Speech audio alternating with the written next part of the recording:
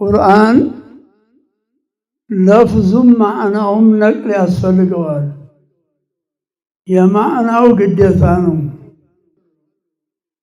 ለፍዙም እንደዚሁ ቃላቱ መንቀል ያስፈልገዋል። እኛ መሻይኾቻችን ያቀሩናል።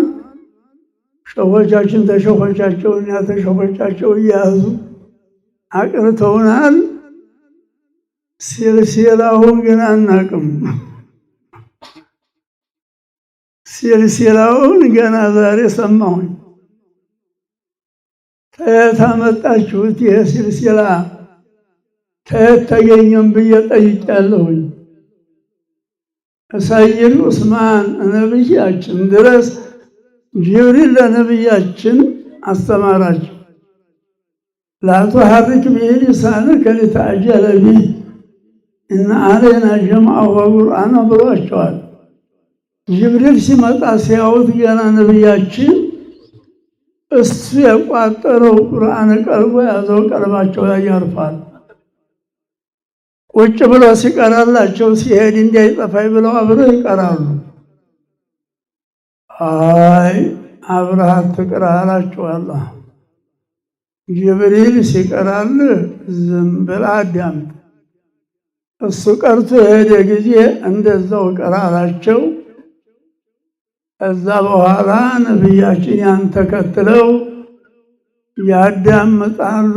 ቀርቶላቸው ይሄዳል። ረመዳን ደግሞ አንዳንድ ጊዜ መጥቶ ያስከትማቸዋል። ሲሞቱ ሀለት ብቻ የመቶ ዓመት 2 ጊዜ መጥቶ አስከትማቸዋል። ጅብሪል 2 ጊዜ መጥቶ አስከተመኝ። እንጃ ከርሞ የመስለ ደርሳል መስልም አሉ።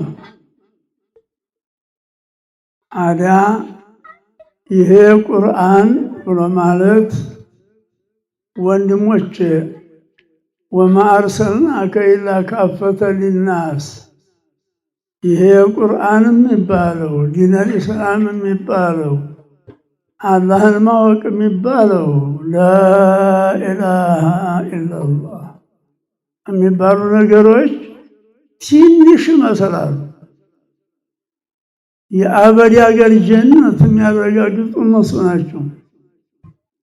እንኳን ሙስሊሙ አይደለም የእስልምናን ሃይማኖት ህግ ክርስቲያኖች ወንድሞቻችን እህቶቻችን በተረዱት መመሪያ ያደረጉት ነበር። የእስልምና ሃይማኖት ማለት እኮ የሴትን ሀቅ የጠበቀ፣ የወንድን ደረጃ የጠበቀ፣ የሚስትን ሀቅ የጠበቀ፣ የባልን ሀቅ የጠበቀ፣ የልጅን ሀቅ የጠበቀ፣ የአባት የእናትን ሀቅ የጠበቀ፣ የጎረቤት የጓደኛን የጠበቀ ነው። አሁን እንዳልዘረዝርላችሁ አረዝምባችኋለሁ። እንግዲህ አንድ ሀገር አስተዳደሩ ክርስቲያን ይሆንና ተከታዩ ሙስሊምም ክርስቲያንም ይሆናል። አንዳንድ ሀገር ደግሞ አማሪው ሙስሊም ይሆንና ተከታዩ ሙስሊምም ክርስቲያንም ይሆናል። ነቢያችን አለይሂ ሰላቱ ወሰላም በሚመሩ ጊዜ ክርስቲያኖች ውስጣቸው አሉ፣ ዚምዮች ይባላሉ። ነቢያችን ምን ብለው አስተላልፈዋል? መመሪያ ህግ ዚም የክርስቲያንን ተበታቸ ነው ብሎ የገረፈ ሰው የቂያም ቀን አላህ በሳት ይገርፈዋል፣ ያጃዘዋል ብለዋል። የሰው